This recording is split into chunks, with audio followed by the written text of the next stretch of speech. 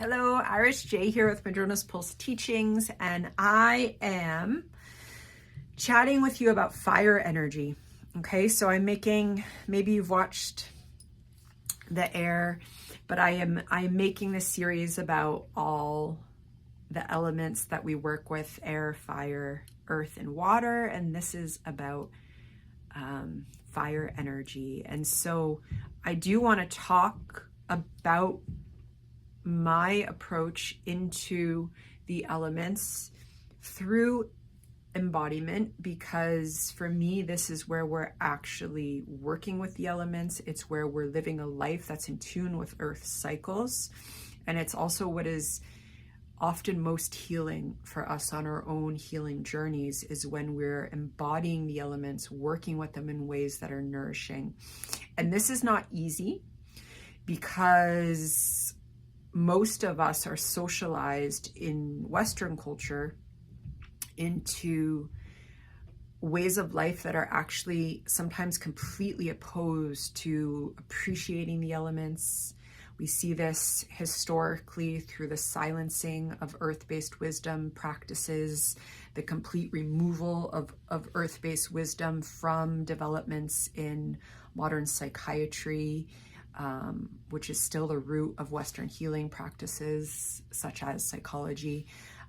We are also seeing such a movement to reintegrate herbal medicine, earth-based practices, and yet there still is not a lot of nuanced understanding of embodiment. Sometimes we come to this through somatic practice, and that's part of embodiment. For me, it's also still cut off from a lot of the roots of earth-based wisdom and spirituality and embodied practices. And it makes such a difference. It makes such a difference. And fire energy is our spirit. It is our intuition. And especially if we have experienced early childhood trauma, if we are marginalized by social paradigms and systems and histories of oppression and violence, we are often taught to silence our fire spirit and our intuition. And now, how we want to work with that fire, this is where the natal chart is very supportive. And so when we're talking about fire linked with astrology, we're talking about the signs of Aries, Leo, and Sagittarius. And then we also have fire houses, which are the first house, excuse me, the fifth house, and the ninth house. Okay.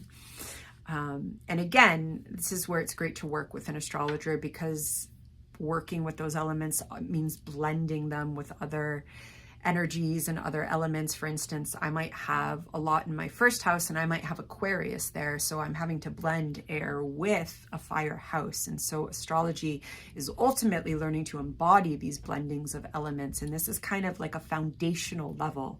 And if we just jump to kind of mental constructs of interpretations of the signs and we forget about the elemental makeup, well, we're losing a foundation. And especially that foundation is our embodied experience. And our embodied experience is absolutely all of the elements working together. And we might have a makeup that's really strong in fire and has almost no water. And so that's going to show us some of our natural go-tos. And it's also going to show us something that we might mindfully need to cultivate. We might need to cultivate water experiences so that we can dip in and create a little bit more balance. And yet, of course, in this life, we're also here to have a lot of fire. That's an example. Okay. And again, this takes time, and developing a practice that is really working with the elements takes time. And what are we talking about with fire energy? As I said, we're talking about intuition. We're talking about a connection to spirit energy that comes through our intuition. Okay. Fire energy is not about a systematic process of understanding pros and cons. It's not going into an analytical place. It is driven by a very personal. So fire energy is quite personal. It often comes through in different ways, a feeling of personal truth, personal need, personal destiny. The personal destiny especially comes up with Sagittarius and 9th house placements in the chart. This is where there's almost like this drive to be a seeker, and yet that fire energy is literally propelled by fire to seek and understand what my purpose in relationship to meaning making in this world is. And it's very personal. Again, whether it's coming up as Leo energy, Leo energy is incredibly personal. It's about me channeling creative energy and wanting to create with that. And fire is also it's the creative spark.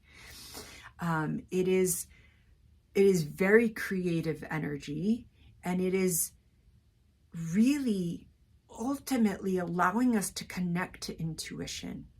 Where from this perspective, intuition is ultimately about my connection to creative source energy. And this is where, if we have had very challenging lives, if we've been silenced in all the ways that we can be silenced, that intuition can get out of whack. We can literally grow up, and a lot of us do, in different experiences in childhood that teach us not to trust our intuition.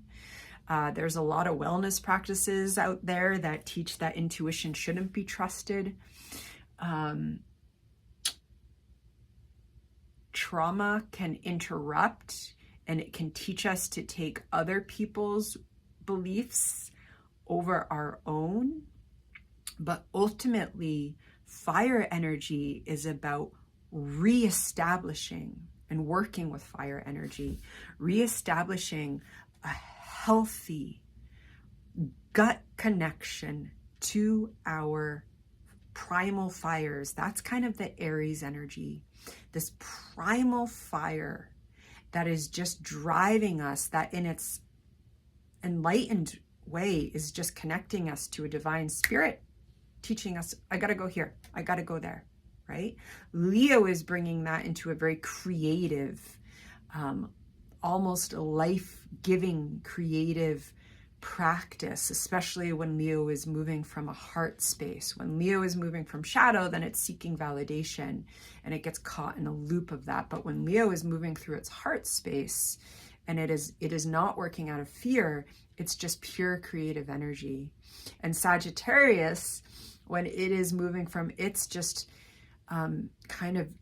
Sagittarius is quite joyful energy that is seeking to, it's seeking to quench that burning fire, and it ain't never going to be quenched, right? And that's why it's just kind of this endless flame of seeking to understand and seeking to experience, and through that experience, learning happens.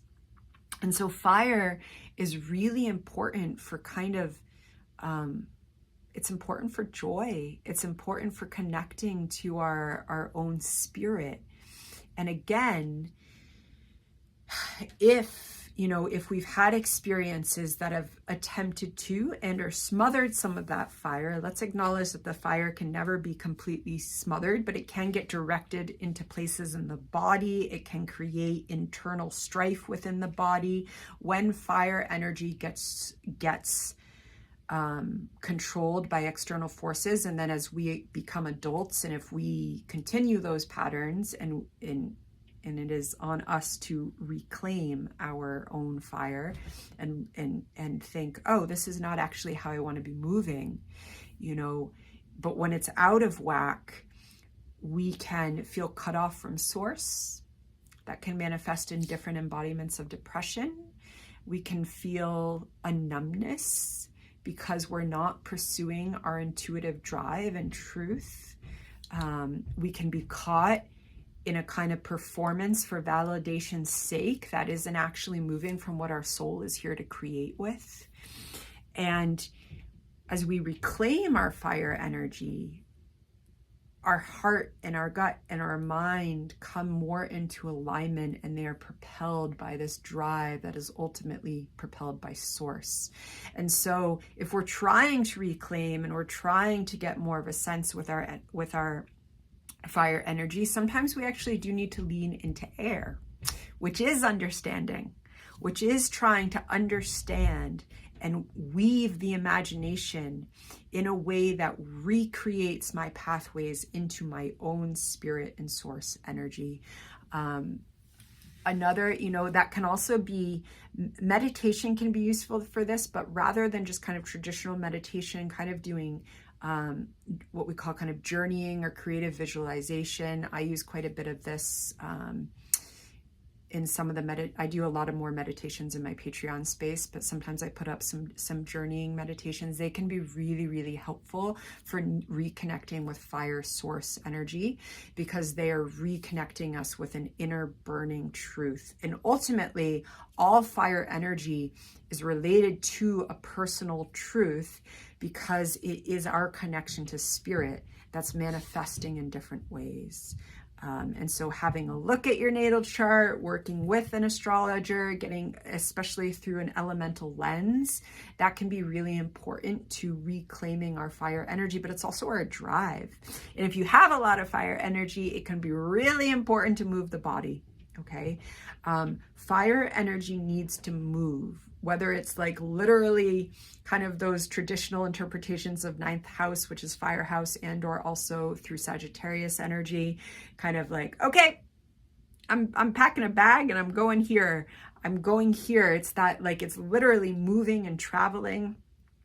And again, it's the drive to understand myself in relation to other cultures, to understand, because especially with kind of a Sagittarius archetype of fire energy, there is an understanding programmed into the spirit of this life that there are infinite ways to make meaning, and that none of them are inherently better than the other, but they are what's better for me. How can I understand myself differently? And that, again, this isn't understanding through an intellectual drive. This is understanding through spirit and passion. And passion is another word that we can bring in with fire energy. And again, like Leo passion, when it is just coming from a creative fire heart space drive, it's absolutely beautiful to watch. When it is coming from a fear that is really about seeking validation and becoming a center of attention in a way that is very clearly fear driven. Also, unfortunately, in especially mainstream culture, this is the idea of needing to be on a pedestal and having everyone look at me. Unfortunately, we do have a culture that lives in that kind of shadow because it's attached to certain power structures. And so it's very different. It's very different to watch that than to watch authentic joy. And this is why sometimes we associate children and that playful energy. When you see a child laughing, we can't but help feel that contagious smile. And that's part of Leo energy. And that's part of the Leo fire creative spirit that is also joyful.